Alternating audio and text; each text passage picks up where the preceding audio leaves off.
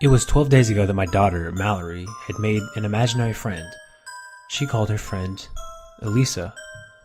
My wife, Sarah, and I thought it was rather cute for her to be so creative and make a friend for herself. Mallory said that Eliza had long white hair, blue eyes, and pale white skin.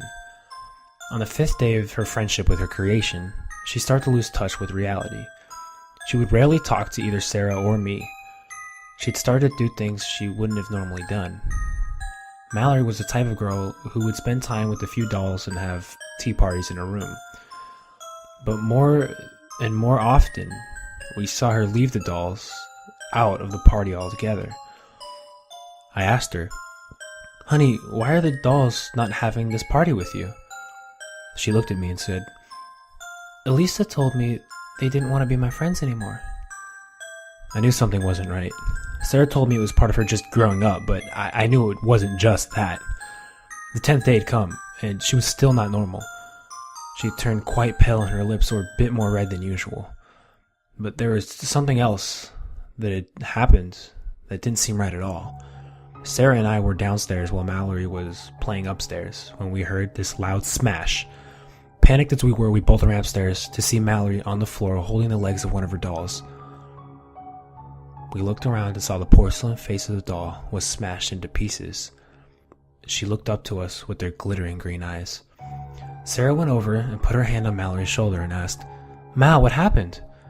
Mallory said, "Eliza told me that Elena, her doll, didn't love me anymore."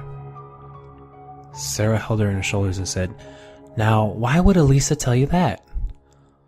Mallory looked over the other side of her little tea party to the table at an empty chair and said, "Because she heard them talking about me and they were saying things that were not nice. So she told me how to get them to stop talking." I was a bit dumbfounded and couldn't say anything. Yesterday I saw Mallory with another one of her dolls, and once again, upstairs, we heard a loud smash. We ran up again, and there we saw Mallory, looking at what was left of her doll, except there was a hammer in her room this time. I questioned her why the hammer was there, and she said, "Eliza brought it up here. She smashed this one." Sarah and I were very worried about her, and I spoke up and said, "Maybe it's time for Eliza to go." Mallory started yelling, "No, no, no, no, no, no!" There was a voice that came from behind me and told me, "Maybe it's time for you to go." I turned around to see Sarah on the floor with the hammer jabbed into her eye. I screamed and backed away as I saw blood coming out of her eye and flowing across the hardwood floor. I was shocked and tried to back away until I bumped into something. I turned around and there was a woman with white hair, blue eyes, and pale skin glaring at me. Then I blacked out. Today I regained consciousness to see Sarah had been moved, and the trail of blood leading off to wherever she had been dragged off to. My head was throbbing. I looked at the window in front of me, and there was Mallory, smiling as if nothing had ever happened. But there was someone standing behind her.